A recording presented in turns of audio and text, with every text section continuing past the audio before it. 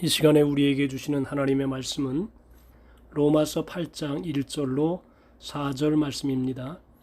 그러므로 이제 그리스도 예수 안에 있는 자에게는 결코 정죄함이 없나니 이는 그리스도 예수 안에 있는 생명의 성령의 법이 죄와 사망의 법에서 너를 해방하였음이라.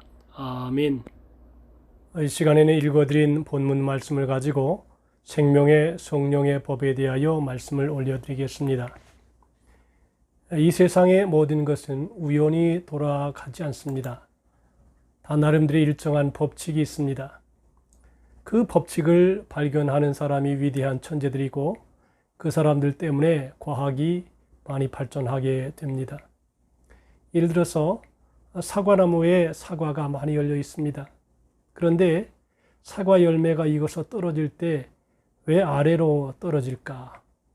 당연한 일인 것 같지만 거기에 의문을 가진 사람이 있었습니다. 사과 열매가 하늘로 날아갈 수 있는 것 아닌가? 왜? 지구는 둥글기 때문에 북극에 있는 사과나무 열매가 땅으로 떨어진다면 북극 반대편에 있는 사과나무 열매를 땅으로 떨어져야 하는 게 아니라 공중으로 날아가야 하는데 라고 생각할 수 있습니다. 왜 남극에 있는 사과나무 열매도 땅으로 떨어질까? 그것을 이상하게 생각하다가 발견한 법칙이 만유인력의 법칙입니다. 그 법칙을 발견한 과학자는 존 뉴턴이란 과학자였고 그 법칙의 발견으로 과학은 큰 발전을 하였습니다. 그런데 만유인력의 법칙에 의하면 무거운 것은 다 땅으로 떨어져야 합니다. 심지어 공중에 날아다니는 새도 만유인력의 법칙대로라면 땅에 떨어져야 합니다.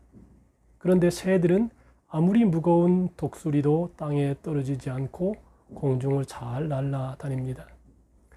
왜 그런가 하면 공중의 새들에게는 만유인력의 법칙보다 더 우세한 법이 적용하기 때문입니다. 그게 무엇인가 하니 생명의 법이 적용해서입니다. 살아있는 새는 생명의 법이 작용해서 땅에 떨어지지 않고 공중을 잘 날아다닌다고 합니다. 그러나 죽은 새는 생명의 법이 적용하지 못하기 때문에 만유인력의 법칙대로 금방 땅에 떨어지고 마는 것입니다. 그러므로 새들에게는 생명의 법이 작용하는 살아있는 새들은 만유인력의 법칙에 얽매이지 않고 자유롭게 활동하는 것입니다. 즉 생명의 법이 만유인력의 법칙보다 더 우세하고 강한 법이라는 것을 알 수가 있습니다. 오늘 본문은 우리 사람에게 적용되는 두 가지 영적인 법칙이 있다는 것을 가르쳐 줍니다. 이는 그리스도 예수 안에 있는 생명의 성령의 법이 죄와 사망의 법에서 너를 해방하였음이라. 한 가지 법은 죄와 사망의 법이고 또 한 가지의 법은 생명의 성령의 법입니다. 죄와 사망의 법은 우리를 땅에 떨어지게 합니다. 땅만 바라보고 살게 한다는 것입니다. 결국 지옥에까지 떨어지게 하는 것이 바로 죄와 사망의 법입니다. 그런데 죄와 사망을 이기는 법이 있습니다. 그것이 바로 생명의 성령의 법입니다. 생명의 성령의 법으로 사는 자는 나는 새가 만유인력의 법칙을 이기고 땅에 떨어지지 않듯이 죄에 떨어지지 않습니다. 사망으로 끝나지 않는다는 것입니다. 그것은 생명의 법이 사망의 법보다 더 강하고 우세하기 때문입니다. 그러면 어떻게 하면 우리는 죄와 사망의 법을 이기고 생명의 법에 의해서 살아가게 될까요? 예수 그리스도 안에 있어야만이 생명의 성령의 법이 적용된다고 성경은 얘기합니다. 오늘 본문에 그리스도 예수 안에 있는 생명의 성령의 법이라고 분명히 밝히고 있기 때문입니다. 그래서 예수 그리스도 안에 있으면 죄와 사망의 법이 나를 주장하지 못합니다. 그래서 그리스도인은 예수 안에서 죄에서 자유를 누리고 사는 것입니다. 이것은 우리가 전혀 죄를 짓지 아니한다는 것을 뜻하지 않습니다. 예수 안에 있는 자는 적용하는 법이 달라진다는 의미입니다. 만약 우리가 이대로 북한에 가면 북한에서는 반동분자가 될 것입니다. 반대로 북한에서 공산당에 충성을 다하고 훈장을 주렁주렁 달고 있는 소위 유공자가 남한에 오면 그는 죄인이 되고 맙니다. 왜냐하면 그것은 북한의 법과 남한의 법이 다르기 때문입니다. 남한은 법이 공산주의를 부정하기 때문입니다. 그래서 반공법에 걸려서 범법자가 되고 만다는 것입니다. 결국은 똑같은 사람인데 북한에서는 아주 훌륭한 국민이라 하더라도 남한에서는 간첩이 되고 맙니다. 사람은 달라진 것이 없습니다. 하지만 그 사람에게 적용되는 법이 달라졌기 때문입니다. 마찬가지로 우리 사람들이 예수 안에 있을 때 적용되는 법과 예수 밖에 있을 때 적용되는 법은 다릅니다. 예수 밖에 있을 때는 죄와 사망의 법이 적용이 됩니다. 그래서 우리는 죄와 사망의 법에 따라 어쩔 수 없는 죄인이 되고 죄인의 결국은 사망으로 끝나고 맙니다. 그러나 똑같은 사람이 예수 안에 있을 때는 적용하는 법이 달라집니다. 예수 안에 있을 때 적용되는 법이 생명의 성령의 법입니다. 그리스도 안에서 무슨 법이 적용되느냐? 예수 안에서 죄의 문제가 이 생명의 성령의 법 안에 들어오면 다 해결됩니다. 곧 죄로 말미암아 자기 아들을 죄인 육신의 모양으로 보내어 육신의 죄를 정하사 말씀했습니다. 그러므로 예수 안에 있으면 죄의 문제가 다 해결되는 것입니다. 죄 용서가 예수 그리스도의 십자가로 다 이루어진다고 하는 것입니다. 예수 그리스도 안에 있으면 율법의 요구도 다 이루어집니다. 그리스도 안에서 우리는 죄의 문제 해방이요 율법의 문제까지 해방됩니다. 감옥에 가야 할 사람을 판사가 와서 당신은 무죄야 석방하면 얼마나 감격할 것입니까? 무죄의 선언이 예수 안에 있는 첫 번째 은혜입니다. 그런데 예수 안에 있으면 무죄로 끝나지 않고 당신은 율법의 모든 선한 일을 다 한 사람입니다 라고 선언을 해준다는 말입니다. 이것은 대단한 선언입니다. 예수 안에 있으면 생명의 성령의 법이 적용되어서 삶이 달라진다는 것입니다. 예를 들어서 탈북자들이 한국에 오면 적용하는 법이 다른데 처음 한국에 살면 힘든다고 합니다. 왜냐하면 한국의 법을 자신에게 적용하고 익숙한데 한참 시간이 걸린다고 하는 것입니다. 우선 남한에서 살려면 집이 있어야 하는데 월세 내고 전세 내야 집을 준다는 것부터가 이상하다고. 왜?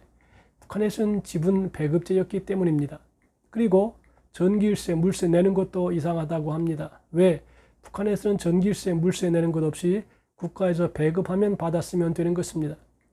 그런데 문제는 북한에서 배급이 제대로 안 되기 때문에 살기 힘든다는 것이죠. 그래서 탈북자들은 남한의 자본주의 법을 몸에 익혀서 체질화되어야 그때부터 남한이 진짜 살기 좋은 나라가 된다고 하는 것입니다. 마찬가지로 우리가 예수 안에 있다면 예수 안에서 살아가는 법을 익혀야 합니다. 그러면 예수 안에서 살아가는 법은 무엇인가? 그것을 성경은 생명의 성령의 법이라고 말합니다. 여기서 생명의 성령의 법은 어떤 육신전서와 율법전서와 같은 법을 의미하는 것이 아니라 어떤 원리 또는 지배하는 능력을 말합니다. 생명의 성령의 법이 우리의 영혼에 적용되면 새로워집니다. 어떤 원리가 나를 지배할까? 그 원리를 알고 그 원리가 나의 영적 체질이 되도록 힘써야 합니다. 마치 탈북자들이 대한민국의 법을 익혀서 체질화되기를 힘쓰는 것처럼 우리 믿는 자들은 생명의 성령의 법을 익혀서 체질화하기를 힘써야 합니다. 무엇을 체질화하기를 힘써야 하나? 여러 가지가 있지만 가장 중요한 두 가지입니다. 첫째로 하나님의 뜻에 관심을 가지고 순종이 체질화된 사람이 됩니다. 죄가 나를 지배할 때 나의 관심은 오직 나뿐이었습니다. 내가 잘 살고 내가 성공하고 내가 배부르고 내가 명예를 얻고 내 자식이 잘 되고 그렇게 이기적으로 살다가 결국 망하는 것이 죄가 나를 지배하는 삶이었습니다. 그러나 생명의 성령의 법이 나를 지배하기 시작하면 이제는 나보다 하나님의 관심을 가집니다. 어떻게 하면 하나님을 기쁘시게 할까? 어떻게 하면 전도하고 하나님의 뜻이 무엇인가 살핍니다. 그리고 하나님의 뜻에 따라 살려고 하고 하나님의 뜻에 순종하며 살아갑니다. 그래서 이전에 방탕하게 지냈던 사람들도 몸부림치며 하나님의 뜻을 따라 살려고 애를 쓰는 것입니다. 그것이 성령이 나를 주장하게 되면 나타나는 현상입니다. 생명의 성령의 법이 나를 지배하기 시작하면 나는 사랑의 사람이 되어가는 것입니다. 그리하여 이전에 도저히 사랑할 수 없었던 사람들까지 사랑할 수 있게 됩니다. 그러므로 우리는 사랑이 체질화된 사람이 된다는 것입니다. 사랑이 체질화되면 감사가 체질화되고 섬김이 체질화된다는 것입니다. 영적인 두 가지 법칙이 있습니다. 죄와 사망의 법 그리고 생명의 성령의 법입니다. 예수 그리스도 안에 있어야지만이 생명의 성령의 법이 적용되는 삶을 살 수 있습니다. 예수 그리스도 안에서 무슨 법이 적용되느냐 중요한 것입니다. 예수 안에서 죄의 문제가 다 해결되고 예수 안에서 율법의 요구가 다 이루어지며 예수 안에 있으면 이렇게 적용하는 법이 달라집니다. 생명의 성령의 법이 우리를 어떻게 달라지게 하나? 하나님의 뜻에 관심을 가지고 순종이 체질화된 사람이 되며 사랑이 체질화된 사람이 되어서 복된 인생을 살아갈 수 있습니다. 기도하겠습니다. 오 하나님 우리 아버지, 오늘도 우리가 생명의 성령의 법에 이끌려서 하나님의 나라의 법대로 체질화되게 도와주시고 사랑의 사람이 되게 하시고 진리의 사람이 되게 하시어서 주의 영광을 드러내게 도와 주옵소서.